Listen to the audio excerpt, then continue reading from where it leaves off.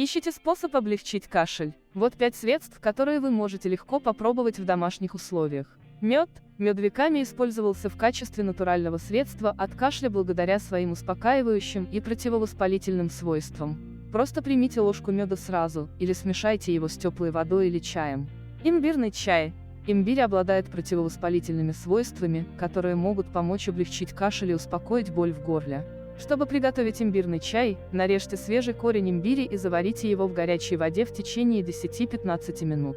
Добавьте мед и лимон для усиления вкуса и пользы. Паровые ингаляции. Вдыхание пара может помочь разжижить слизь и облегчить кашель. Наполните миску горячей водой, накройте голову и миску полотенцем и вдыхайте пар в течение 10-15 минут. Полоскание солевым раствором. Полоскание соленой водой поможет успокоить больное горло и облегчить кашель.